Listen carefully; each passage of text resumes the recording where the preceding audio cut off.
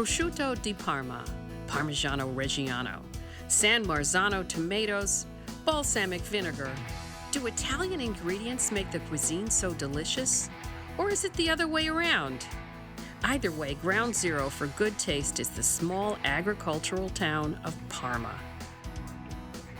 Here, we meet a local tomato farmer and Parmesan maker with a surprising secret weapon. Most important is every farmer, they plants the tomato, they have to have the cow.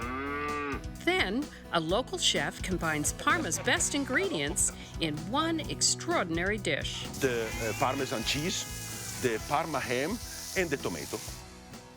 Back home, it's more Italian with New York City star chef Joey Campanaro. His 7-ingredient mustard-crusted lamb blew me away. These recipes are so simple. The bounty of Parma and Italy, today on Sara's Weeknight Meals.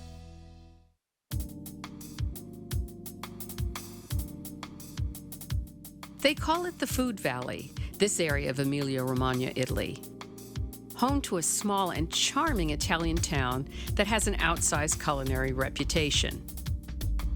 Parma is famous for Parmesan cheese and Prosciutto di Parma, but also for its fields of world-class tomatoes. Italian chef Carlo Cassoni and I will cook with all three today, an Italian triple threat. You know, I just cannot imagine Italy without tomatoes, but that hasn't always been true. No, we start to import the tomato from the South American in the 15th centuries, just like a beautiful plants, but nobody eat them. And after 200 years ago, the Italian, they perfect them. Yep. Oh, well, geez. And now, look at these huge tomato fields. It looks like you're going to send them all back to us in America. Yeah, and now I have a pleasure to introduce you my friend Luca Cotti. This is the owner of the field. Luca Cotti is, appropriate for an Italian, a kind of a Renaissance farmer. He grows tomatoes, tons of them, but he also has a kids' farm camp, which might explain his incredible menagerie. None are more important than his cows. From their milk, he produces Parma's most famous export, Parmigiano Reggiano. Each wheel sells for 500 euros. And in kind of a circle of life moment, who knew cows are essential to tomato growing? E questo dà dei buonissimi risultati con la coltivazione del pomodoro. Most important is every farmer, they plants the tomato, they have to have the cow. Oh. Because during the rotation, the 3-4 years the rotation, they produced the alfalfa, they feed the cow, and the manure from the cow they put on the field for fertilization. That is very important. I get that. Extremely important. Okay, all right. Which means I'm standing in... Next question. So how are these tomatoes different than the ones I get in the supermarket in the wintertime? This one, they are picked very fresh. That's the difference, in the summer season. And then how quickly are they canned or bottled? Maximum 6 hours. What? Mm-hmm. Yikes. Yeah. And those other guys travel for days and days and days and days. So he grows so many different kinds of tomatoes here. Why? Tipo varietà saranno una decina. Okay. Every variety have a different characteristic. So different flavor profiles and also different uses in different recipes. Yeah. Got it. Oh yeah, recipes. Carlo has a great one with 3 products of Parma. That's next.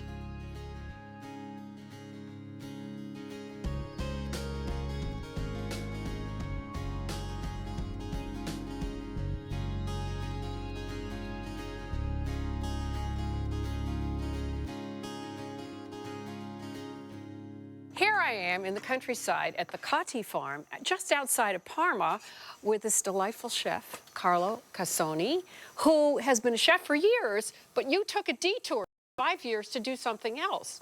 You were the chef to the Formula One guys. Yeah, many years ago, I worked with the Ferrari Formula One teams around the world. Wow. Yeah. And how'd they do?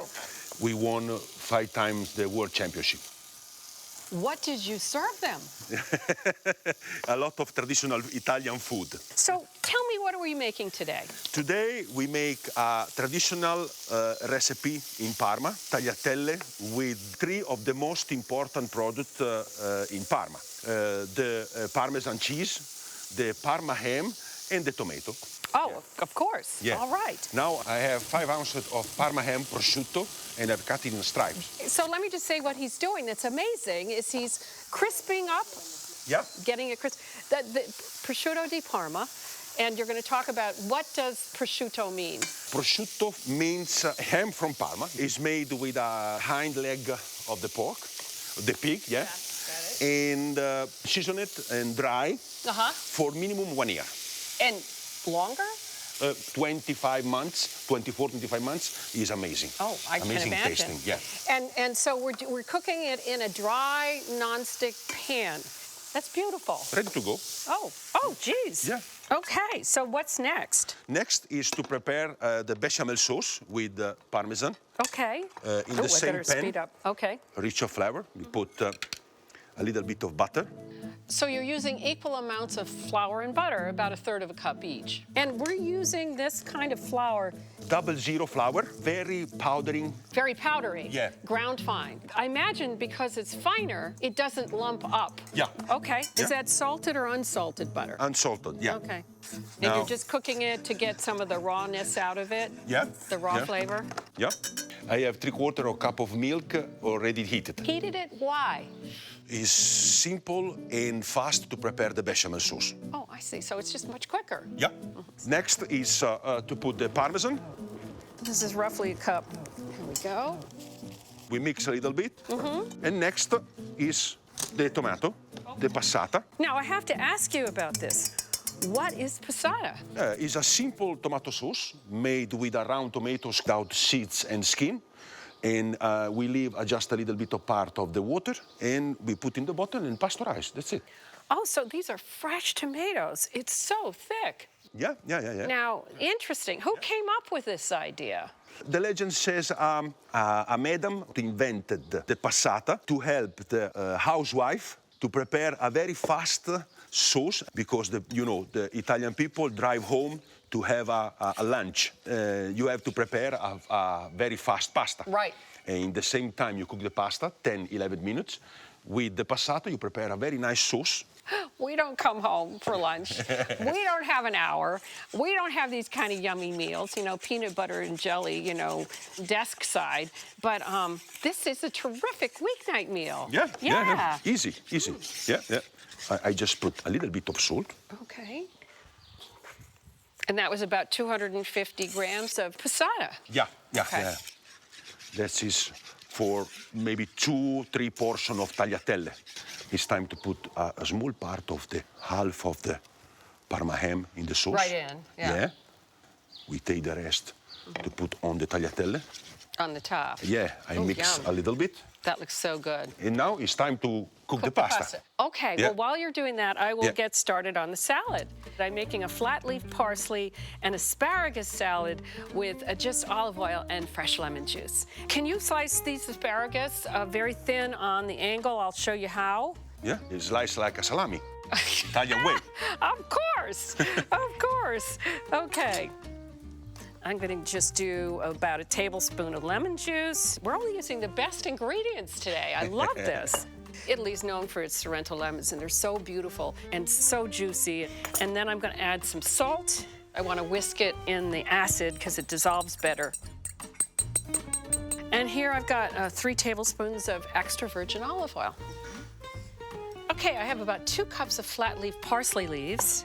People don't know that flat leaf parsley is really delicious in a salad. And then, Carlo, you can add the asparagus. And I have a half a cup of walnuts that were toasted at 350 degrees for about 7 to 10 minutes and then chopped coarsely. The Parmigiano Reggiano. Parmigiano Reggiano. And as you said, you want to use the real stuff. So how you know at home is on the label, it's literally stamped. And when you see the stamp, it means it's DOP. Do you want to explain that to us? DOP is a certified cheese because need the milk from the cow in a specific region. The cow? The cow, Yes. yeah, the cow, in a specific region. The preparation is very important to follow the agreement to prepare the Parmesan. I just mix the salad a little bit. That's nice. And some pepper? The smell is very good. Oh, yeah. Looks like very fresh. Okay, and then we'll just put this on top and serve it later. Yeah. We'll just leave it like that. Salad's done. How Yeah. about the pasta? You think the pasta's done? Yeah, I put first a little bit of water. That's a good point, because this Yeah. got a little thick. Yeah. Yeah, pasta cooking liquid is very valuable, right? Yeah. Yeah. Is a very old trick. Yes. So, I just mix to be a little bit more creamy. lovely. Time to put the pasta. Now, that take is a the pasta. brilliant way to take the pasta out, because you don't need a whole colander and a sink. For people with small kitchens, this is a good tool. Yeah. You can buy them in kitchen supply stores, but also in Chinese stores also sell them. They're like spiders. They're for deep frying also. They're wonderful tools. So that was brilliant. That's it? Yeah, we are ready to prepare. I'm so excited to taste this. We do a small trick. Ah, This is that is very Italian. a new style to serve the tagliatelle. Oh, that's so beautiful. Is now second one? Yeah. Okay. And we put a little garnish on top? Yeah, The I more the think- merrier. Okay, that is so beautiful. Yeah. Parmesan is. I think the Italian people put Parmesan everywhere. Okay, I'm just gonna give it a little bow. Wow, that is Yeah. gorgeous. All right, I think we need to go eat. Yeah. Yeah. It's time to go. Yeah.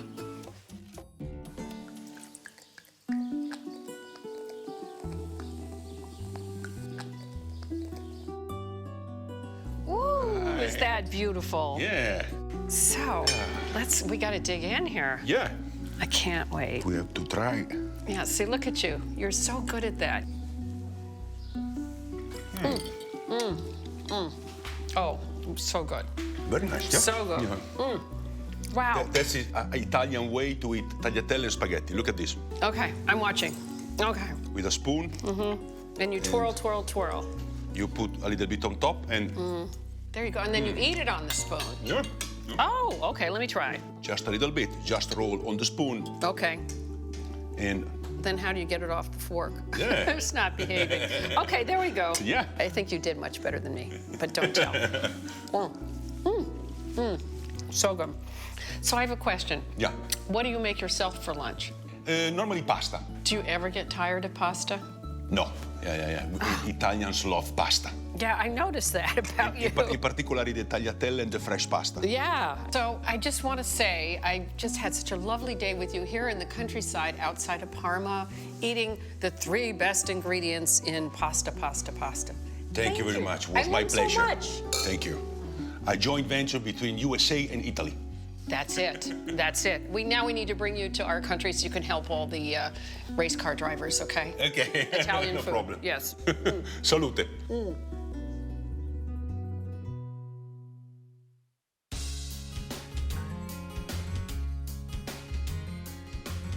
My guest Joey Campanaro is the real deal, an Italian chef from Philly whose roots go back to Italy.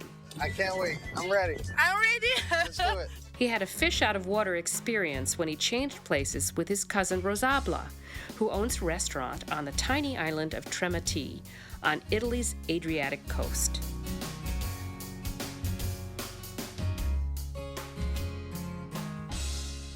Hi, welcome back. I'm here with Joey Campanaro, my buddy who has these 3 amazing restaurants in Greenwich Village, which is where I wish I lived. What are we making now? We're making our second weeknight dish. Yes, and this is American lamb chops. American lamb chops. I like Yes. You know, you don't think of lamb as a very American thing. that. No. And so in Colorado, based in Colorado, is the American Lamb Board, which is helping farmers all over the country to produce, which, in my opinion, is a much superior product, American lamb. Yes, to the competitor, the major, which would be the New Zealand lamb. Is that what you're thinking? New of? Zealand, yes. Yeah. So why are we starting with an onion here?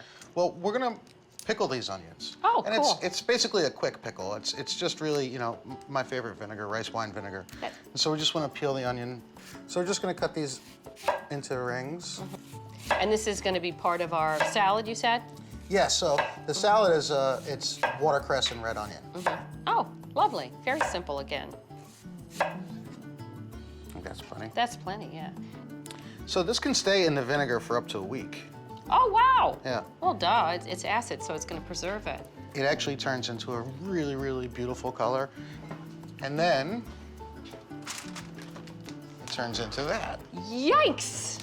Wow. difference? Look at that. That is absolutely beautiful. Now you have this beautiful vinegar as well that you can keep forever. Yes, you could, and so it's slightly flavored by the onion. Right, so look how pretty that is.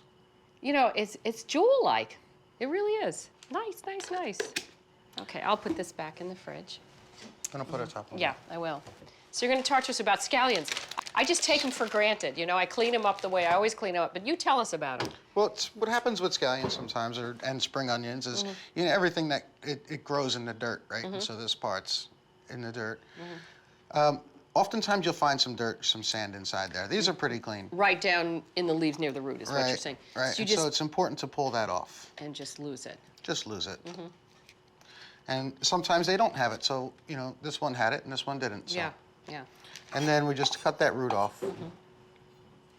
I'm gonna cut these right in half. And these are gonna go into my bowl. And I'm gonna give a quick brush to these scallions with a little bit of olive oil and some garlic. Is that all we need? That's all we need. And what are we gonna do with these guys? So we're gonna grill them. Oh, okay. We're gonna brush them with a little bit of garlic and olive oil and grill it. And then we're gonna use this as our glue to keep our breadcrumbs on our lamb chops. So this gets just a quick drizzle of olive oil, and our grill's already hot. And so what I'd like you to do, Sarah, is to turn the grill off because Okay. it's hot enough. Okay. You know, all the garlic doesn't have to stick. We just want to get a little flavor on these. Oh, nice. And let's say you didn't have a grill pan. Could you do this in a cast iron skillet? You can absolutely do this in a cast iron skillet. Ideal would be on outdoors on a grill. So you Okay. can see they're already softening up already. You get a little color on them. And we get that little smoky flavor on them as well. So I think you want me to grate some Parmesan cheese down here? Right, so our next move for this is to mix the panko breadcrumbs with the Parmigiano Reggiano. And now I know why Parmigiano Reggiano. Let's just pause for a minute, look at the label, and talk about a store that I know you know about because you're a Philly boy, which is Di Bruno's. Yes, the Bruno Brothers itself, it's one of the oldest cheese shops in Philadelphia. Certain families in that neighborhood have their go-to shops. And my family's shop has always been Di Bruno. And so you walk into Di Bruno Brothers and these huge aged provolones are hanging, and the smell it's unparalleled. It's It's a such childhood smell that, you know, I'll never forget the first time I walked into that shop. And, Right. you know, so Sunday gravy in an Italian-American household is super duper important. And in our family, we didn't really use Parmigiano very much. We always went for the Pecorino Romano, and they grate it for you in the old cheese grinder. And you get it in a plastic bag with a little tie on it. Wow. And whenever I went into my grandmother, she'd always haggle for the price. And so she'd always Of get a little... course, that's what grandmothers are for. Half a cup of Parmigiano Reggiano. And we're going to save some for our salad for later. Salad. So if you could now mix that with some 1 cup of panko. Now, why panko? That's not very Italian, Joey. Well, As I recall, that's Japanese. what I like about them is the texture of them. I use these breadcrumbs in my meatballs as well. Really? Yes. Now, I would think you'd get into trouble in the Italian community for that. Right. Well, you know, I don't really write the rules. I just break them. Right. Okay, well, I just want to say one thing about panko breadcrumbs. For those of you who don't go through your panko breadcrumbs real quickly, like any other bread product, they can go stale. So if they've been in there for 6 months in your cupboard, just taste them before you use them just to make sure they're still fresh. Okay, so we've got 1 cup of panko breadcrumbs, a half a cup of grated Parmesan cheese, and your scallions. I think we should prep our mustard now. Okay. So we take our scallions. You let them cool down a little bit. That's fine. Do you want me to get just some gonna give 'em a- mustard in here? Yes, please. How much do we need? I think It's a cup? A cup of mustard is perfect for this. And why Dijon? Dijon mustard and lamb love each other. Match made in heaven. And so, yeah, that's perfect. So I'm just interested, so that's just 4 scallions that we've grilled and a cup of Dijon. Do we add anything else, salt and pepper, olive oil, or is that it? This is it. That's literally it. Oh, geez. You can grab the lamb. Okay, I will.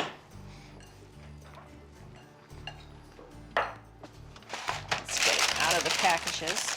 Okay, so this is Colorado lamb. Yeah, the animals get bigger and their fat develops more, and so what we get to achieve is the marbling that keeps it moist and juicy. This one, it comes with this little cap on, so we're just gonna peel that off. Boom, just leaving the knife right on the bone. Yep. And peeling down. Very nice.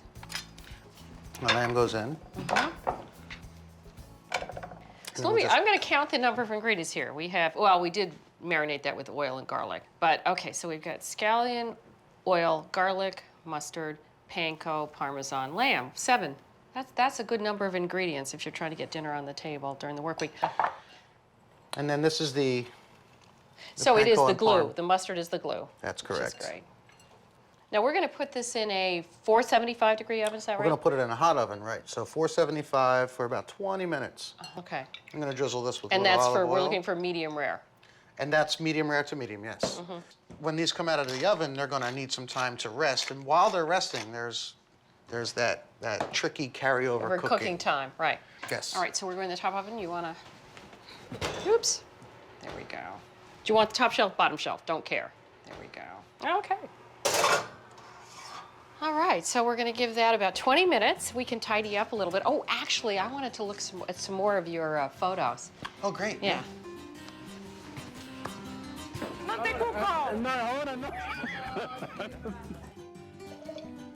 So yes, that's my crazy cousin Rosalba. In this film, because it's kitchen cousin, she comes to New York, and then I go to Italy, and she's from the Isola Tremiti, which is in the Adriatic coast off of Puglia. And so, does she speak English? Not very well. So the two of you spoke sort of Italian? We spoke the kitchen language. Uh-huh. It is pretty universal, yes. And so there's so much fish. You know, the island it's all about seafood.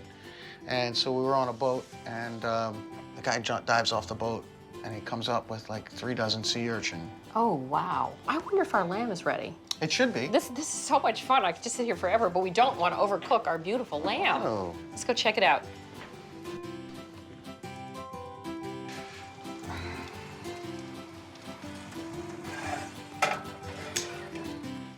So this lamb's going to rest for 7 to 8 minutes, and it's very important to allow that resting time, because when we're going to cut this lamb and we're going to serve it, we don't want all that juice to just bleed out on our cutting board. We want to be able to have our guests enjoy that. Okay. When you rest it, you want to rest it on a baking rack so that air can get around Circulate it. so let it cool down a bit. Exactly. Because if we kept it in there, it would just keep cooking. It would in just the keep residual cooking heat. and keep cooking, yes. Okay, so we're going to make a watercress salad here. Yes. Why are we using watercress? Watercress is special to me. Watercress is like a superfood. It's very healthy. We eat well, we choose our diet right, and we can really promote our own health. Okay. And so what do we do with the onions? So the next thing to do is to take Should I these keep doing really it? pretty onions. I think that's plenty. Oh, good, okay. Yeah, the next thing to do is with these onions, you just want to break them up, and look how pretty that is. They are Technicolor. And so now, that's plenty of onion. We've got our Parmesan cheese. I'm just going to just put this over here. Yep. We'll add some of the parm. Parm makes everything better, doesn't it? Just straight up olive oil. And we don't need any more vinegar because we have enough vinegar in those onions. Should I toss it? Or... Yes, please. I hate to mess with it. It's so beautiful. Yeah, we'll just Okay. give it a quick toss and then yeah. And then we can plate it.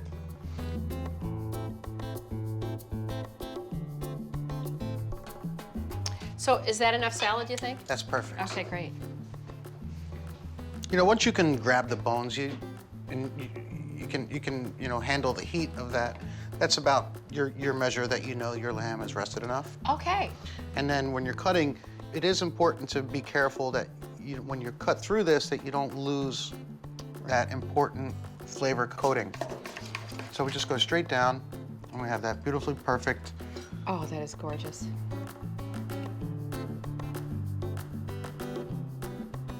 Oh, that is spectacular. You know what, I'm going to retrieve our wines, which we left all over the kitchen while you do that.